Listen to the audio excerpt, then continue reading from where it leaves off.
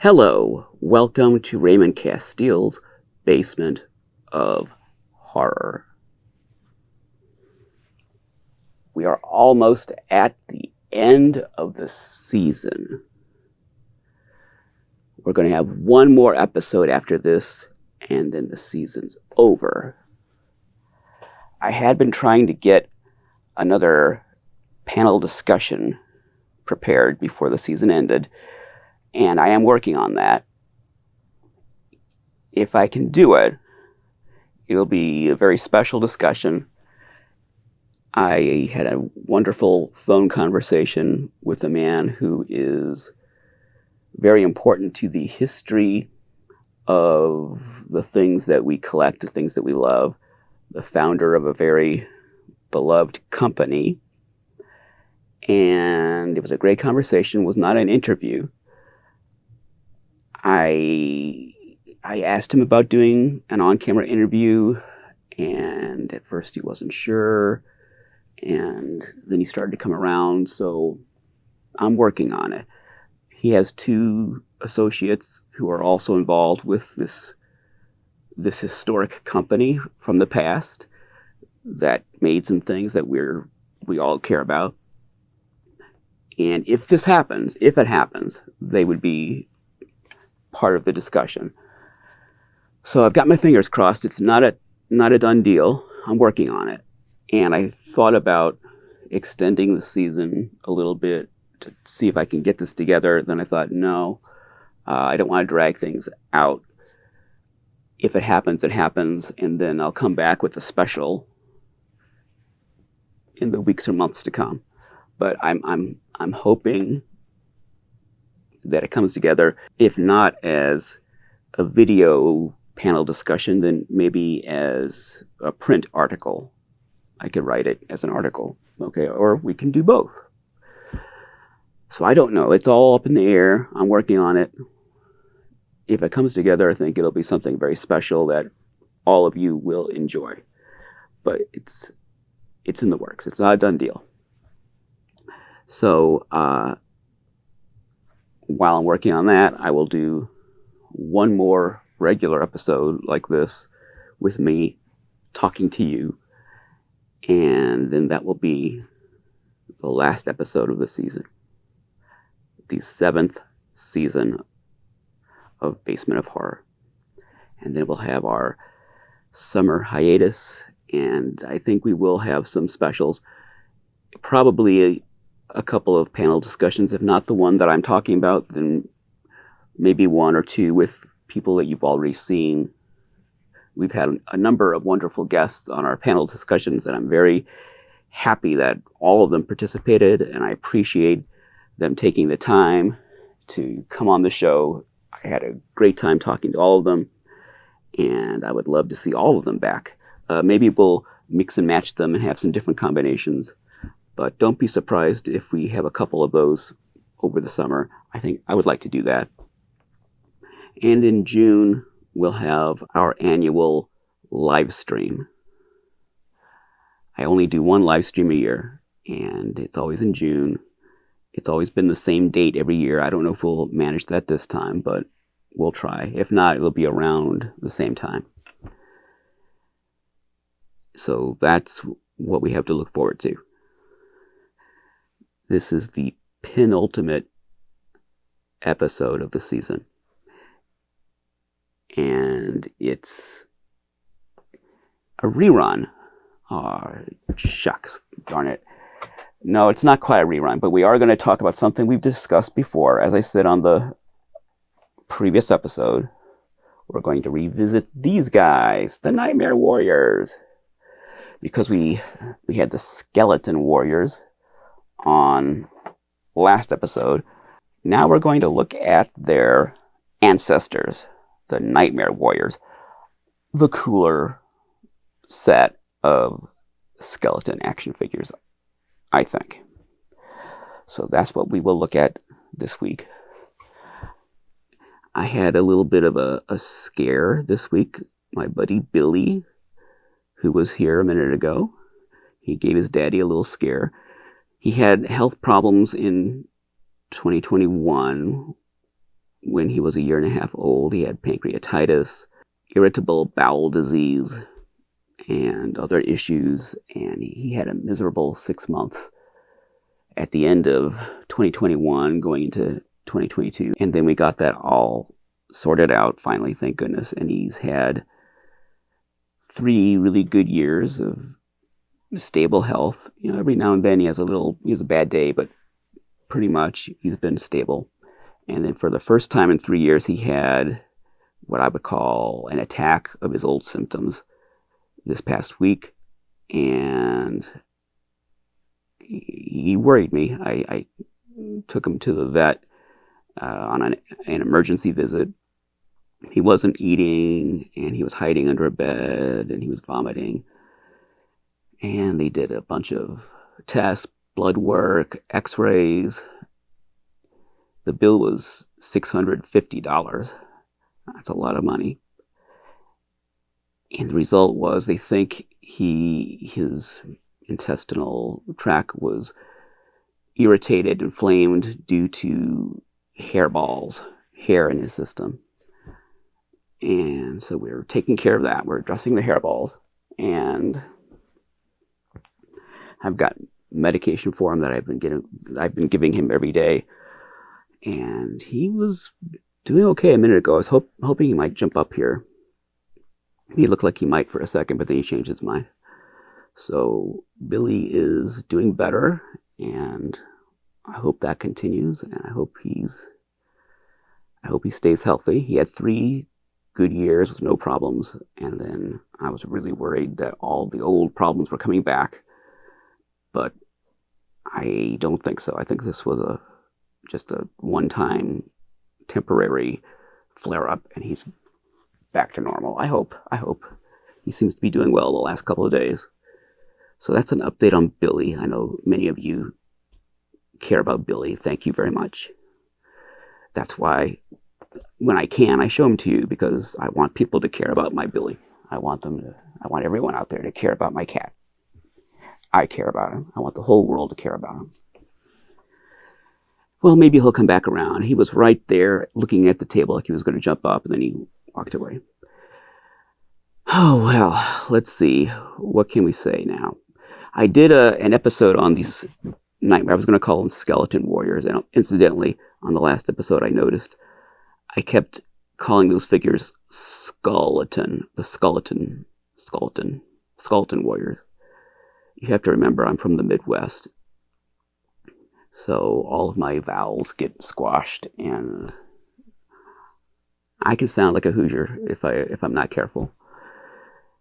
But yeah, of course, it's skeleton warriors. Anyway, we have more skeleton figures, and I did cover these during the first season, and I rewatched that episode, and I thought, wow, do I really have anything else to say about these? Well, got to come up with something. Well, let's get one up here. Which one? Okay, here we go. Sir Lancelot. And I remember on that previous episode, I think I had 2 of these, the Sir Lancelot, or maybe it was Spartacus. It was one of the 2. And I was talking about price, and I said, I don't know, they were worth maybe a couple $200, $300, and I thought that was a lot of money. I didn't understand why they're going for so much. And I said, I don't think they'd ever hit 500. That'd be ridiculous. Well, since then, some years ago, I sold the extra one I had, and I got a lot more than $500 for them. So the value of these has gone way up since I recorded that episode. And I don't know what this carded collection would go for now. I'm not selling them. They're not for sale. But a lot more than I would have thought back when I did the previous episode. These have become, even loose ones have become very valuable, very sought after. And that's good. I'm glad that they're having their day. And I'm glad that people appreciate them. I appreciate them. I think they're awesome. And the more I look at them, the more I like them. And this is the first time I've had these in my hand since I shot that episode years ago. And I don't even remember if I took them out of their bags. I had them in protective bags. I don't even think I did that. So this might be the first time. Billy's back. Maybe he'll come up here. This might be the first time I've touched them since I bought them. And we'll just have a close up so you can see what we're talking about. Wow, that looks dark.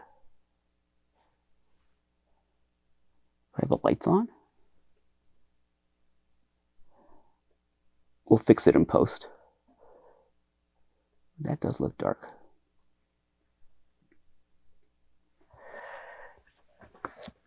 Lights are on. Oh well. I fixed that light. Well, I replaced it. The one that was out last episode. So I replaced that, but yikes, it looks dark.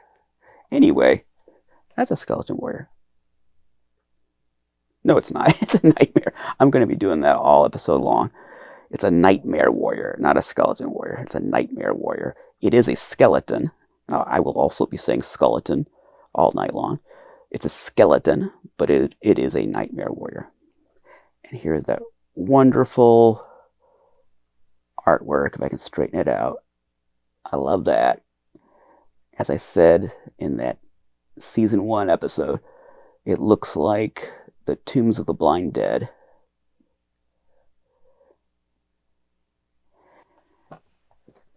And I noticed this horse is a skeletal horse. And that's interesting. See, it's got the little bone pattern on it. That's interesting because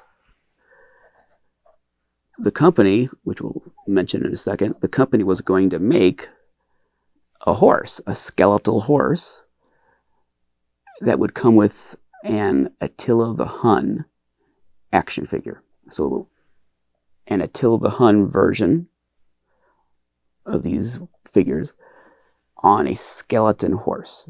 And it would, of course, it would be a regular horse with a skeleton pattern painted on it. At this moment, hopefully you're looking at a picture of it.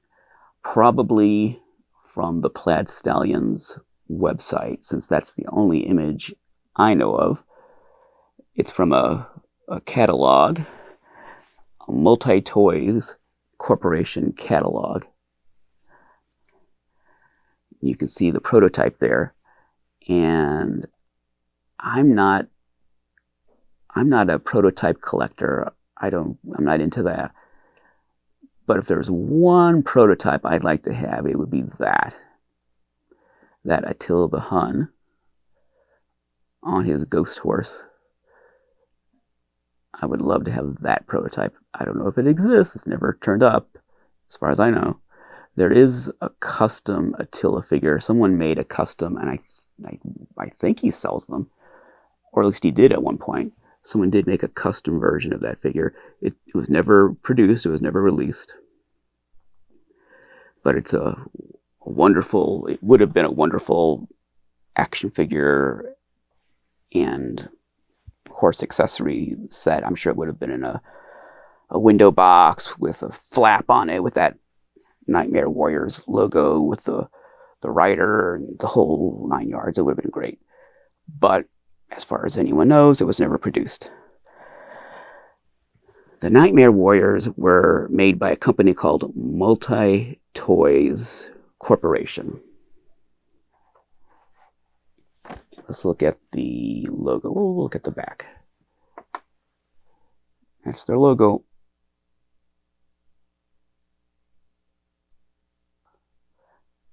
And of course, these things are made in Hong Kong. And they're late enough to have a barcode, not like a 60s or 70s toy. Multitoys was based in Hong Kong. And the copyright here says 1983. There is a 1985 catalog that has the skeleton. See, there we go. That has the Nightmare Warriors pictured in the catalog. So these toys were probably made 83, 84, 85. I don't know if they were in production beyond 85. I don't have any evidence of that. So it seems like 83 to 85 was the range when these were produced. And you can see that they glow in the dark.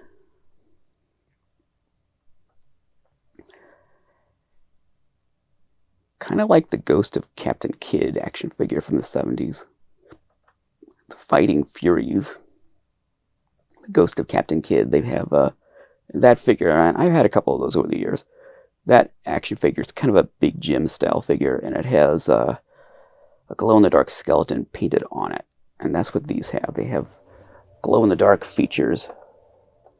And this is a new character we haven't seen before. Geronimo. I should properly introduce each of these characters. But gosh, it kind of looks like it's glowing on the camera. These skeletal features are painted in glow-in-the-dark paint. And I think it is glowing because it's kind of dark in here. But I don't know if you can tell on camera. Probably not.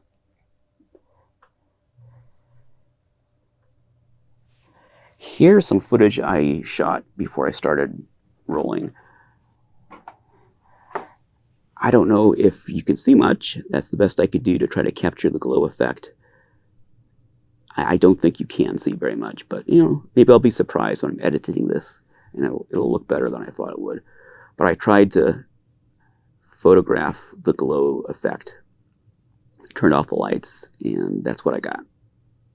Multitoys created a lot of wonderful rack toys, and they had two names. The other name, when they weren't Multitoys, they were Dimensions for Children. Kind of a similar looking logo. Kind of looks the same as the Multitoys logo. But that's the same company. Dimensions for Children and Multitoys, same company. Not the same as far as I know as MTC, Multiple Plastics from the 60s, like the ones that made the Pop Tops. As far as I know, that was a different company. But Multitoys, MTC, and Dimensions for Children, DFC, made a lot of cool knockoffs and rack toys and cheesy action figures. Here's one of their best known lines, the Dragon Riders of the Styx. And I did an episode on them. I don't know if it was the first season or, I think it was the first season. And so we might look at these again down the road. But that is a Dimensions for Children / Multitoys Corp toy line. And here's another famous one. And this is under the MTC label, the Bugmen of Insecta. We did an episode on them. And we might revisit them eventually. But that is a Multitoys offering. They were produced by Multitoys.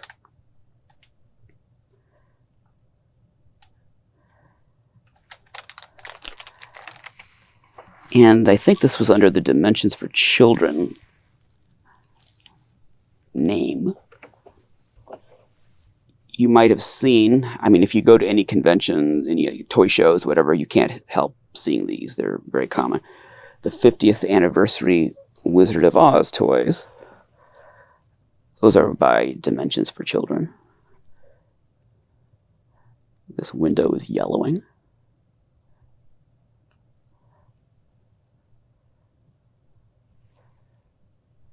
I actually like these cheesy dolls. I liked them when they came out.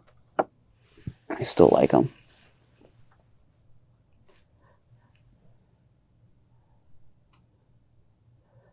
I hope that's in focus because I really can't tell. It's so dark. I can't tell. They also made some Tom and Jerry figures because Tom and Jerry was owned by, I guess it must have been MGM that owned them. The same licensor that owned Wizard of Oz owned Tom and Jerry. So around the same time, they put out Tom and Jerry toys.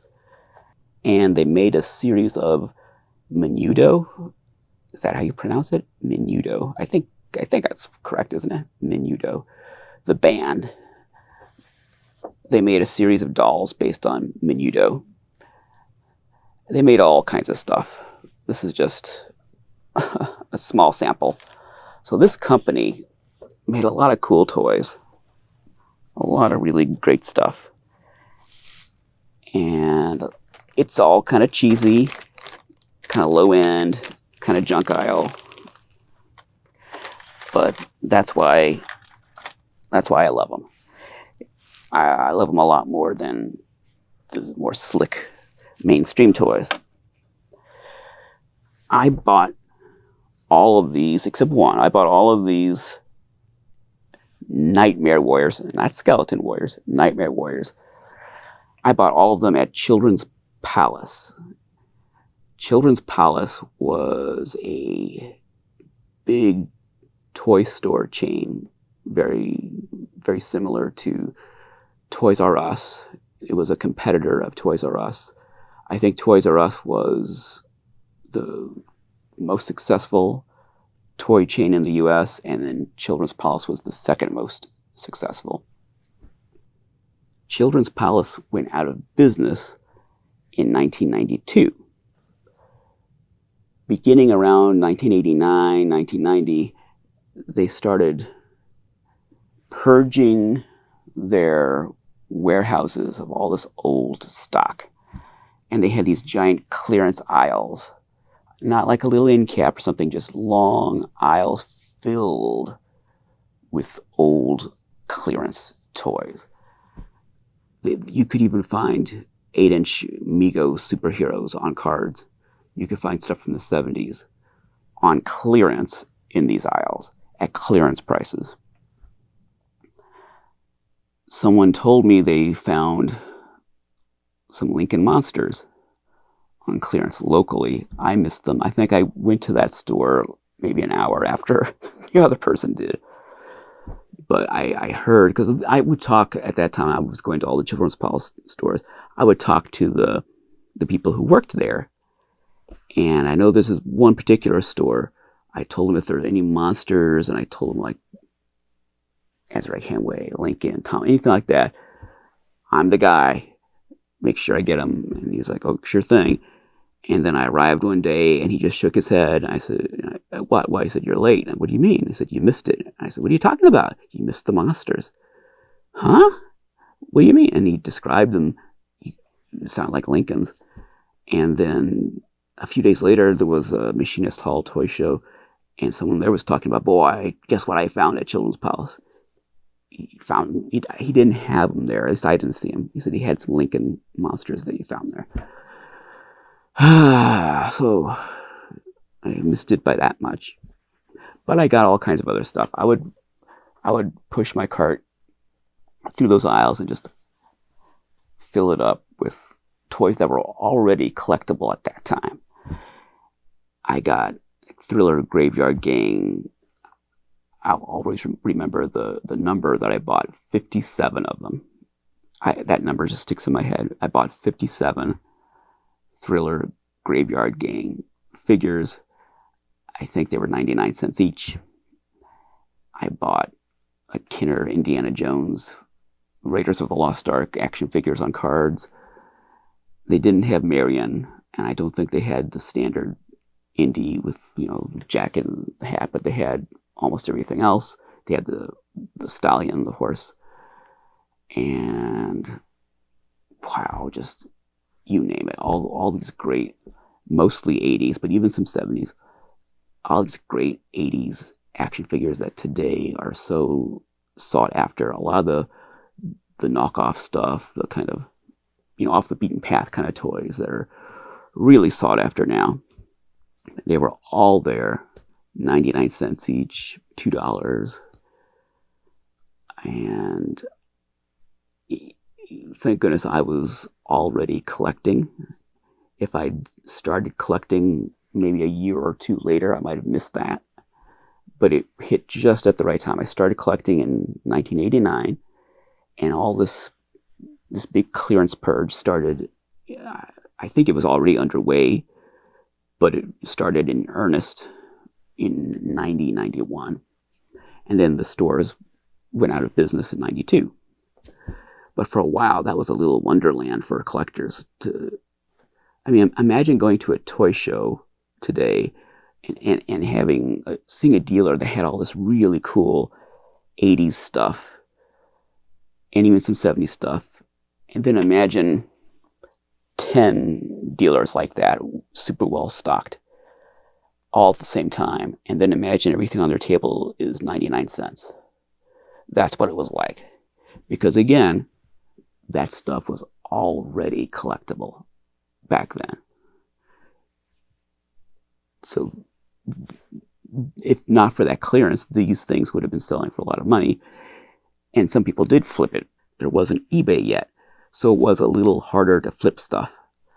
You had to do it through Toy Shop, the magazine, or a toy show, or person to person on the phone. Man, if I can't imagine anything like that happening again, because, I mean, Toys R Us went out of business a few years ago in the United States. It's still in business in Canada. And I was hoping there'd be something like that with Toys R Us, and there wasn't, not like that. So I think that was a once in a lifetime for a toy collector, a once in a lifetime situation. I looked online to see if I could find some pictures or video or something of Children's Palace. There's video, but not video I'm comfortable using without jumping through some hoops to get permission. But I did find an image. Here is this photo from recent years that shows the Children's Palace that I went to most often.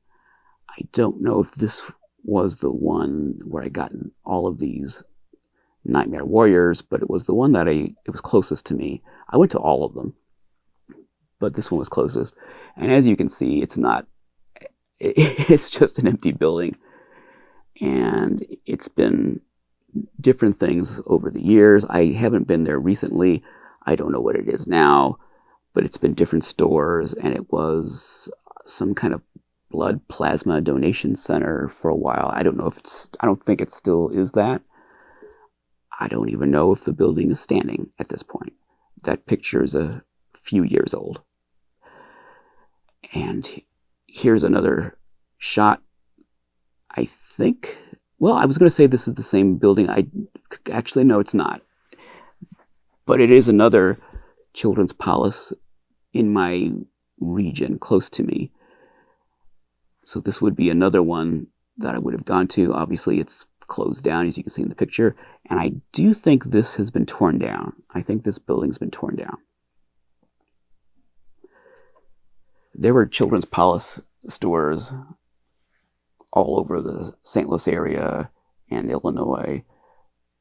There were several of them. It wasn't just one or two. There were quite a few, and I would go to all of them when this clearance was going on. I would drive all over the region every week. I was in college at the time, so I had a little more free time. Really, like before or after a class in college, if I had a couple of hours, I would go to a Children's Palace store. And if I might be saying Toys R Us by mistake, just like I'm saying Skeleton Warriors by mistake. So if I do, forgive me. I don't want to go back and try to edit all that, but I think I might have said Toys R Us instead of Children's Palace. But I would go to these Children's Palace stores in between classes in college, or over the weekend on a Saturday. I might just drive to all these toy stores and just fill up just bags and bags full of stuff. Oh, weird stuff like the MASH figures, the little action figures.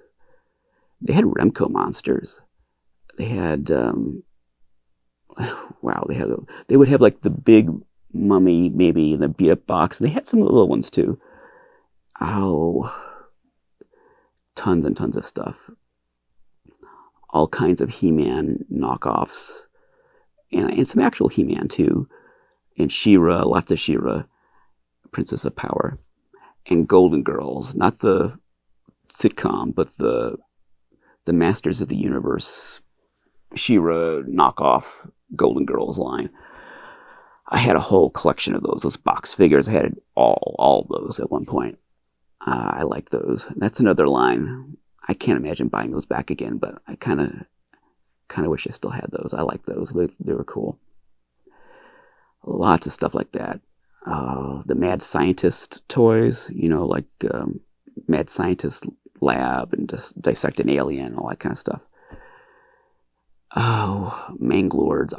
I bought some Manglord toys I still have from that clearance sale. The US boxed Manglord figures, the ones you pull apart.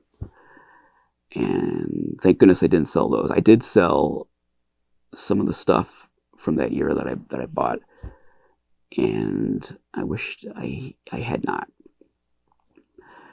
And even though I was in college, I was still kind of under my parents' thumb, so they got kind of upset one day, and they made me take some stuff back. They saw this big bag of toys that I bought, and what is all that? Oh, it's they're going to be collectible, and they're blah blah blah. And they shook their heads and said, "Did you charge all that?" Oh yeah. They marched me back on one occasion and made me return all of that. But it wasn't cool stuff. It was just junk. So they didn't get the good stuff.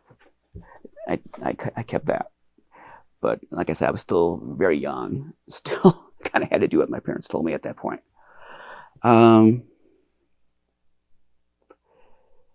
Well, so that's some of the personal experience behind these toys. And I'm going into all that because I really don't have any inside information about these things. I wish I did. I can't tell you anything about this company. I looked online and there wasn't much there. There wasn't much to say. I mean, it existed. It was based in Hong Kong. It did business under those two names. And it made these cool toys. So let's talk about these. The idea behind this action figure series, obviously, they are Masters of the Universe knockoffs.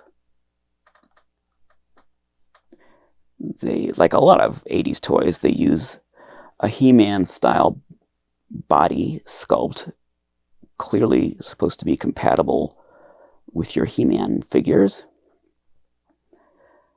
The pose, the limbs, everything is very Masters of the Universe. So these are compatible not only with Masters of the Universe, but things like Remco, Pirates of the Galaxies, and Warrior Beasts and stuff like that. Remco Conan figures. And all of that stuff was at Children's Palace. I had lots of Remco Warrior Beasts, and unfortunately I don't have any of those anymore. That was stupid. I should have held on to those. But that was the kind of stuff they had in those clearance aisles. And look at that, isn't that cool? And the theme behind this toy line was all of these undead guys are the ghosts of historical figures. So wherever these historical warriors are abiding, whether it's heaven or hell or Valhalla, wherever, they are, I guess they're ready to rumble. I don't know if they're coming back to our world or if they are just fighting in the afterlife. But all of these are undead versions of historical warriors. So they're not just generic warriors, except for Major Bones, but most of them are specific historical characters. And like I said, they were going to make Attila the Hun on the horse, and they did not, unfortunately. This is Geronimo. Most of these figures are virtually identical except for the head and the accessories. There are some differences in the limbs, like the boots they're wearing. And we'll talk about those differences when we get there. But the biggest difference would be the head sculpts. And these are squishy heads. I wish more toys had squishy heads. These days, everything has a hard head. And they actually have some soft goods, as you can see there. And some of them have capes. He's got a quiver and a bow. And I don't know, I guess we'll find out. I don't know if that boot design is used on any other figures, or if they're unique to Geronimo.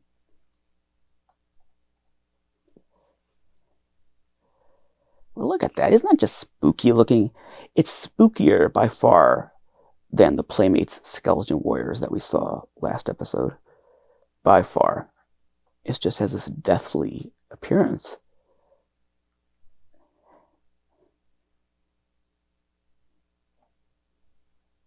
Look at that. It's scary. It's scary, and there's an aggressiveness about it. It has a kind of ambivalence because it's death, it's a skull. It has no features, but it has this sort of hardcore, it means business because it's not softened in any way. The body, that He-Man body, softens it up, but the head sculpt just looks eerie. Here's Captain Kidd. His bubble's a little crunchier, unfortunately. Again, all of these, except one, which I'll mention, came from Children's Palace. I think I paid 99 cents each for these.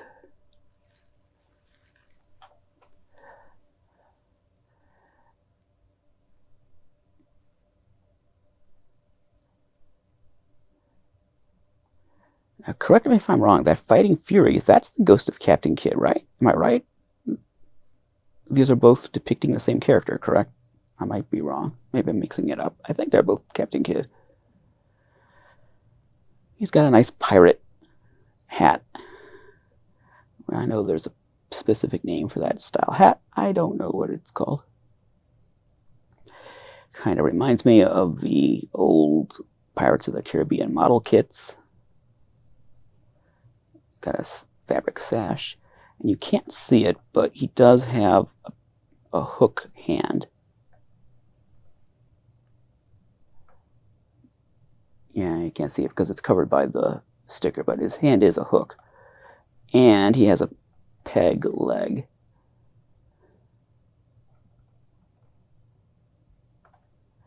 So there's a lot of difference. See, there it is. A lot more difference in this one than some of the others. He has an arm and a leg that's completely different than the rest of the line. He has a sword. And I used to have some of these loose. I don't remember which ones.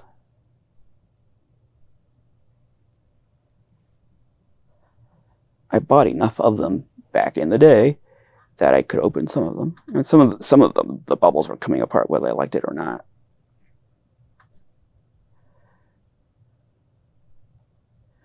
Fortunately, all but one of these, the one I didn't buy at Children's Palace, all but one of these has a firmly attached bubble. They're not coming apart.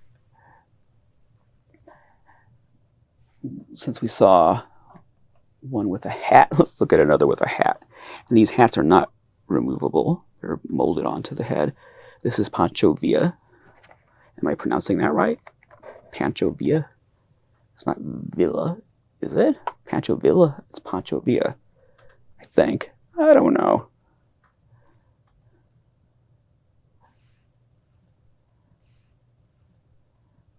So I've heard it both ways. I've heard Pancho Villa. I've heard Pancho. I feel like Pancho's correct. Pancho Villa. I probably should have looked that up before I started this episode. Well. Okay, I'm going to say Pancho. How about that? Even though it's A instead of O, whatever. I'm going to say it's Pancho Villa. And if I'm wrong, that's just too bad.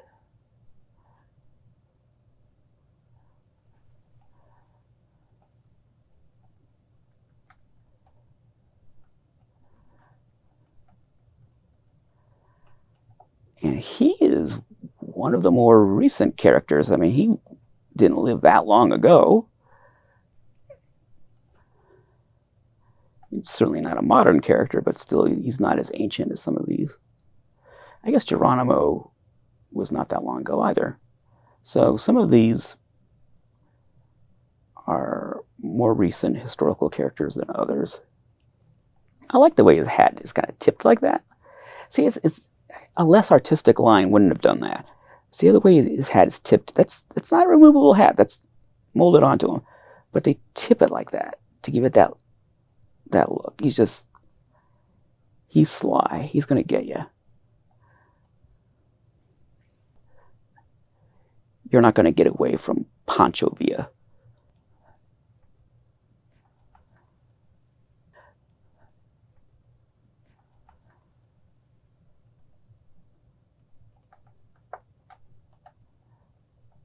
He just has a swaggery kind of look, doesn't he? Just his proportions and his pose. I mean, he just looks like he's just going to swagger in and just take care of business.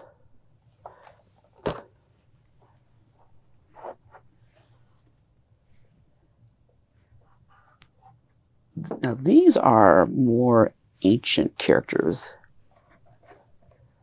Going back further in history, this is Sir Lancelot.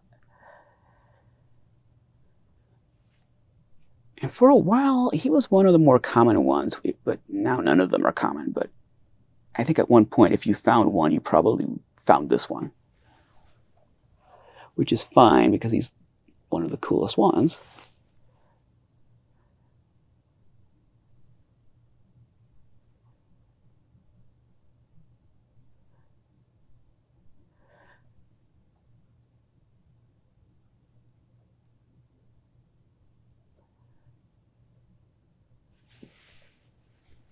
He's got a red cape,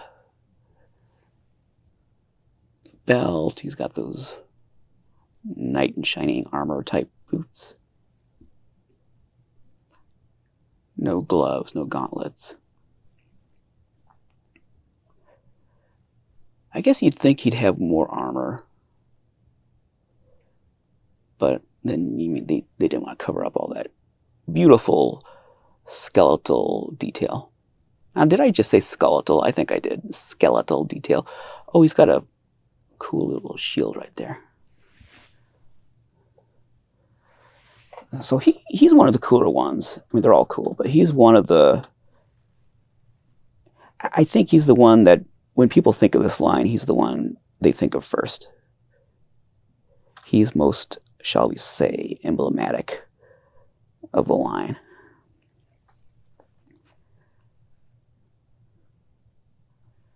When I think of Nightmare Warriors, not Skeleton Warriors, Nightmare Warriors, I do think of this one first.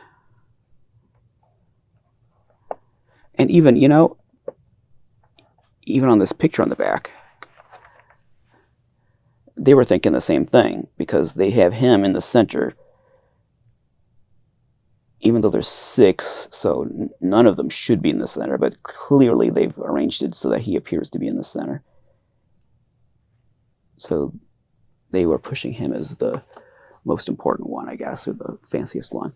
And it's interesting how these this picture on the back, these figures are all prototypes. None of them are production examples. Now let's look at Spartacus.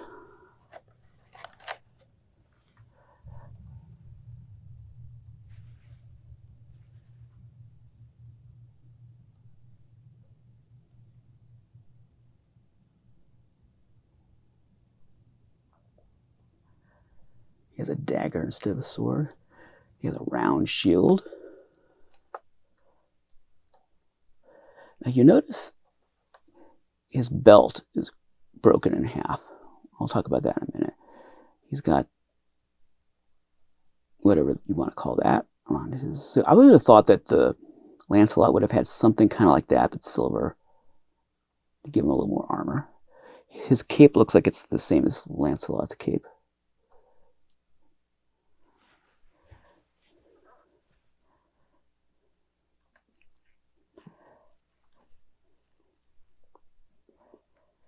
And he's another one of the better ones. Well, I mean, I keep saying that. I don't know. I don't know. They're all great. But I do like the more ancient characters. Maybe they're more like Ray Harryhausen. Perhaps they're more compatible with that aesthetic. Ray Harryhausen skeletons. I like the capes. I like the helmets. Ooh, these bubbles are so crinkly. Now that bubble's starting to yellow a little bit. So is that one. That one isn't. Some of them are starting to yellow a little bit. Let's take another look at the picture here. As I said, these are prototypes. They're not the actual figures. I'd love to have those. I don't know if they exist anywhere. Maybe in Hong Kong.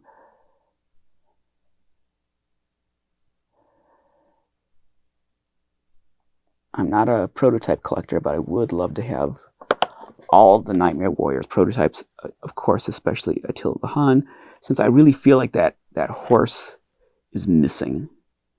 It ought to be in this line. I wish they'd made that. Now, I pointed out the belt on Spartacus. He has a plastic belt, but it's made of the same plastic that the shields are made of and the weapons. It's very brittle. It's not a flexible plastic. And I've only seen one example, a loose example, of Spartacus with a belt that was not snapped. Every carded one I've ever seen had a snapped belt. Every loose one I've ever seen had either a snapped belt or no belt at all. I've seen one Spartacus that a collector owned that had a belt that had not broken. And I have no idea why that belt had not broken. Every other belt I've ever seen is broken because the plastic is just so brittle.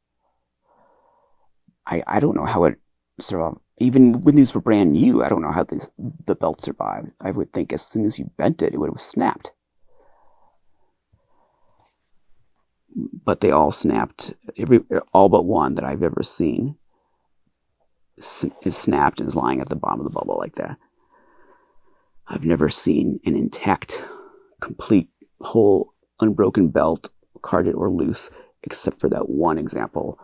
And how that one survived, I don't know. I asked the owner if there was anything special about that belt. He said no, it was just like all the other ones that you've seen. Same brittle plastic. He doesn't know why it hadn't broke, but it hadn't.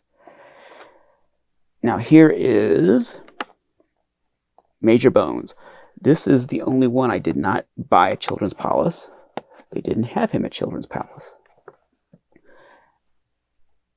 And it took me a few years to find a Major Bones on a card. I could find them loose, but on a card, it took me many years into the eBay era before I finally found him. And he was in a lot with another item we're going to look at in a second. So he wasn't by himself. Isn't that cool? I don't know why the carded Major Bones was so difficult to find. He was not at any Children's Palace. I looked at all of them in the region. I looked at all of them. And I couldn't even find one. I couldn't find one in Toy Shop magazine. I couldn't find one asking around. And on eBay, it took years before one finally turned up. Now, since then, I think other ones have turned up. But until I got this one, this was the first carded Major Bones I had ever seen. And this one's interesting because it's unpunched and the card is very flat. Now, he has some bubble separation, which I don't think he had when I shot that previous episode. That surprised me when I looked at him before I started this. It's probably better if you just don't look at your toys. Just put them away and never look at them. Because every time you look at them, you notice something wrong like that. But I think it's just the plastic shrinks as it ages and is pulled away from the paper. So even if you take extra good care of your toys, things are just going to go wrong. You can't save them. as they age, the materials contract and become brittle and discolor, and just glue loosens up and bubbles fall away, and just all kinds of things happen. Major bones. And I think he might have been a sales sample, and let me show you why. So this is my most special Nightmare Warriors item. This is what looks kind of like an animation cell, but that's not what it is. At least I don't think that's what it is. These characters are drawn on separate sheets of acetate as if they were cell animation, and they're in a frame that opens up. I'm not going to open it up though. I'm holding this to make sure they don't fall away. It sure looks like animation for a cartoon. Like if they were proposing a cartoon of these things, they would have one of these for each character. But what someone told me, who worked in the toy business, someone told me that this is actually, even though it sure does look like an animated cell, a cell for a cartoon, that this is pretty common when you're proposing a toy line to make something like this, constructed like this, for each of the characters. So this was probably for the initial corporate proposal when they were hatching the idea for this line. And this was sold with that Major Bones. So I bet someone who worked for Multitoys had this and the Major Bones figure in their possession, because that is Major Bones. And I bet the Major Bones that I have never saw the inside of a toy store. It was probably a sales sample that this guy had. Maybe he developed the character. I don't know. Why would he have had this? Maybe he was the guy who developed the character, Major Bones. Maybe he was proud of it, or I don't know. Why did he give it up? Who knows? Maybe he passed away. I don't know. Maybe it's haunted, this thing. Well, if his spirit is here, then we appreciate his creation. If indeed he did create this, we appreciate it. I still don't know exactly what this is, but the best information I have is that it was done for a corporate presentation to illustrate this character, and that probably there would have been one of these for each of the characters.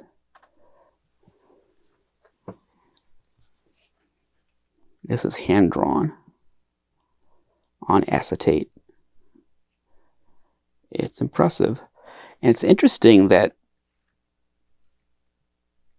the pose, these are poses that the toy cannot achieve.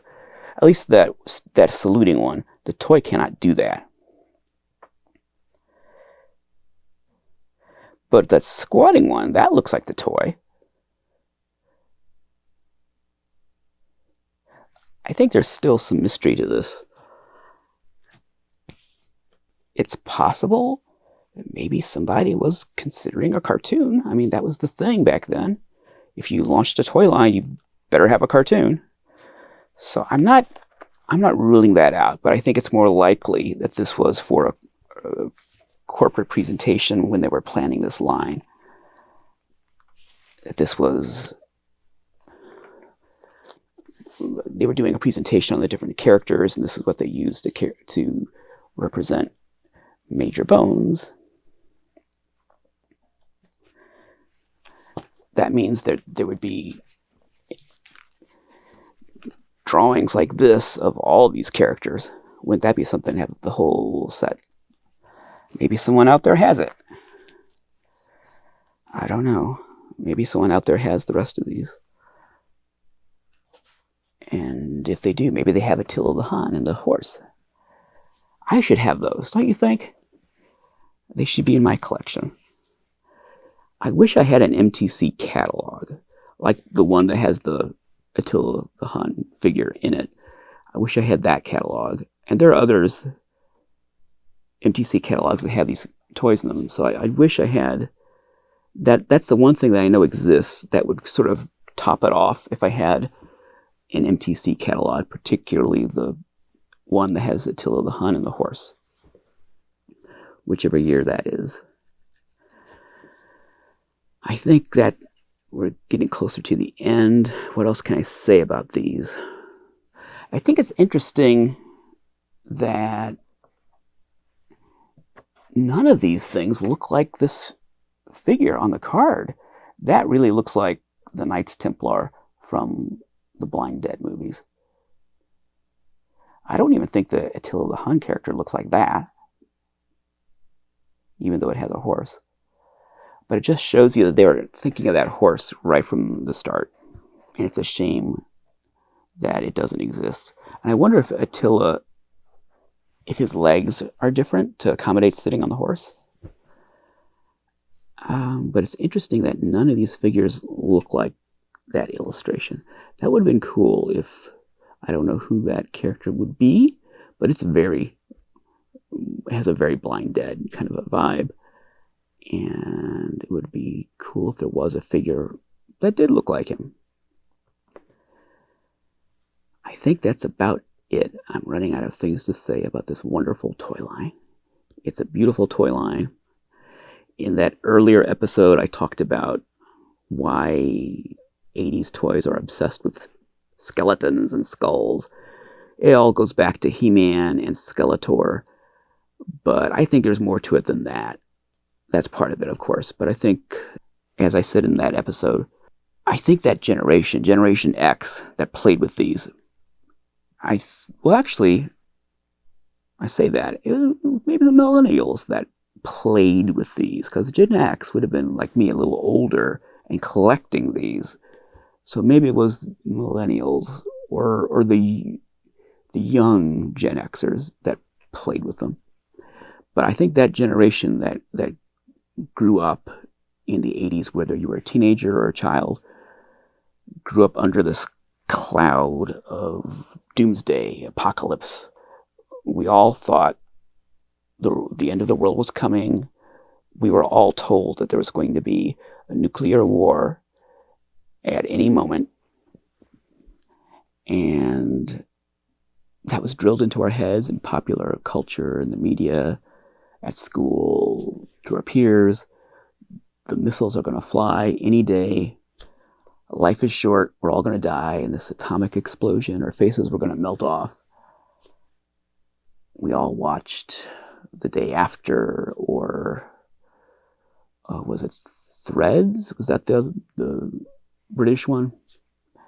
And we watched like Road Warrior movies and all that kind of stuff, and the Road Warrior copycat films and all like apocalyptic stuff. And it even made its way into our toys. So I feel like the generation just had this feeling of doom all the time. And we did practice duck and cover at school. They had that when I was a kid. If there's a nuclear war and there's mushroom clouds, we duck and cover. I had to practice those drills in school. Of course, if there was really a nuclear war, then we would have just gotten blasted away. So that's our childhood and our teenage years. And I think that, like Prince's 1999, I think that attitude permeated everything in our youth. And I think that was part of why so many toys in the 80s and into the 90s are skeletal and have this doom and gloom and this apocalyptic atomic aftermath vibe.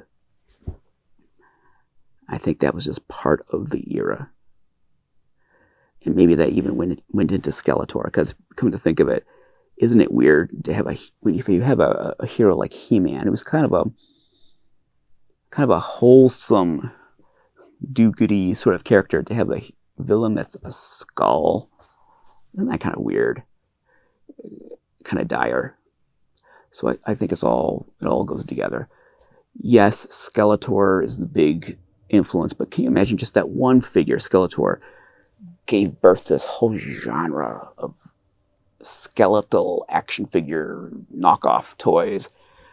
Deep into the 90s, they were still making these skeletal things. And then you had the skeleton warriors that just poured more fuel on that, and you had all the knockoffs of that line. And it was just skeletons.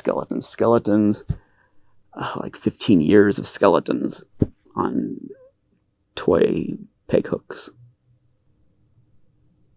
Well, I think it's time to quit. So, Billy's sleeping right there. Yep, I am going to go say hello to my Billy, and I will see you one more time. Not in 25 years. I'll see you in a matter of days, maybe a week or 2 weeks, whatever. But I'll see you one more time this season with another episode. And then we'll have our hiatus, and maybe that interview will come together. I hope. Maybe not. Whether it does or not, I think we'll have more panel discussions. Probably a couple more in the coming months, and we'll have the live stream at some point in June. All right. Sound like a plan? Fantastic. Thank you for watching. Until next time, the one who dies with the most toys is dead.